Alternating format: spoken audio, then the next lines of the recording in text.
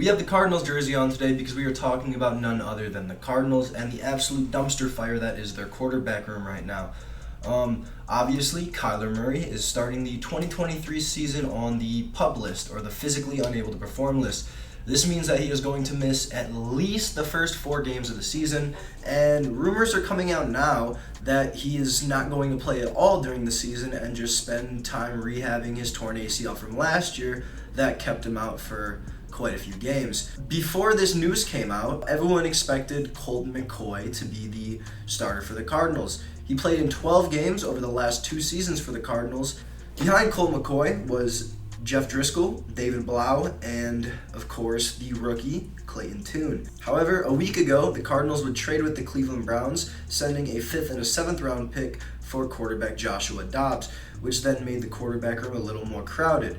It seemed like the final quarterback room for this team was going to consist of Colt McCoy, Joshua Dobbs, and rookie Clayton Tune, but then today, the Cardinals did something kind of crazy, something that I didn't expect, and I don't think anyone really did. They cut presumed starter Colt McCoy. Why did they cut McCoy? Well, McCoy is 37 years old, and he's not very mobile. Jonathan Gannon has said before that he wants a mobile quarterback, and Joshua Dobbs and Clayton Tune are both significantly more mobile than Colt McCoy. During the offseason, McCoy also suffered an elbow injury, which could have also, given the Cardinals another reason to let him go. Gannon Monday would say that the decision was made looking at Colt McCoy's full body of work from OTAs to preseason, and apparently they weren't very happy with what they saw and decided that they would be better off moving on from him. David Blau is almost guaranteed to be this team's backup. Obviously, Joshua Dobbs is just a better quarterback overall. He's got more experience and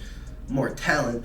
And then Clayton Tune is obviously a rookie, so he has a lot more potential than someone like David Blau does. Dobbs is quite familiar with quickly stepping into an offense. Last year, he would sign to the Titans from the Lions practice squad in week 15, and then week 17 and 18 would end up starting, just 2 weeks after joining the team. In Dobbs' career this far, he's played in 8 games, he's completed 50 of 85 passes, and thrown for 456 yards, with 2 touchdowns to 3 interceptions. Dobbs is also familiar with the Cardinals quarterback coach, Israel Wolfark. The two would spend time together in Cleveland in 2022, as Wolfark was the Browns quarterback coach last year when Dobbs was there. On the other hand, you have Clayton Tune. Tune was drafted 139th overall this year from the University of Houston. Tune has been around the Cardinals offense since May. He's spent hundreds of reps this offseason learning the offense, and he's shown a pretty good arm. He's also shown the ability to scramble, which Gannon obviously likes. In college, he rushed for 1,200 yards in his 5 years of playing, and even though he's more accomplished as a passer, he has that it ability to go make plays with his legs, make plays on the run, and that's what Jonathan Gannon wants his quarterback to do.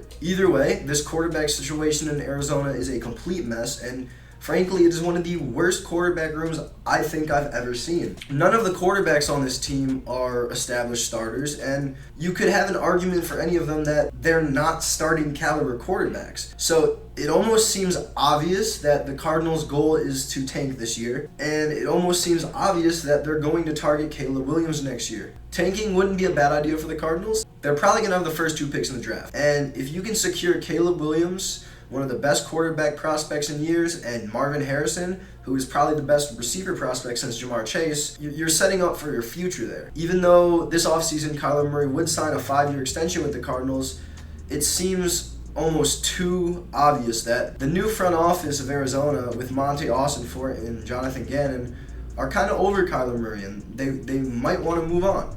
If the Cardinals were to trade Kyler Murray, they would save $39 million in cap in 2024, probably acquire some draft capital, and then be able to build their team up a little better, which would be good for the team considering they probably have the worst overall team talent-wise and depth-wise in the entire NFL. As of right now, the Cardinals' starting quarterback job for this year is a mystery. Kyler Murray's future with the team is anything but certain, and we're pretty much just going to have to wait to see who gets named. I think there's a case there for Joshua Dobbs. I think there's also a case there for Clayton Tune. My opinion, I think Josh Dobbs is going to be the guy that starts, but you definitely are expecting to see Clayton Tune sometime this season. Either way, the Kyler Murray experiment in Arizona is probably coming to an end soon, and watching the quarterbacks play this year is going to be a pain in the butt because they have arguably the worst quarterback room I've ever seen.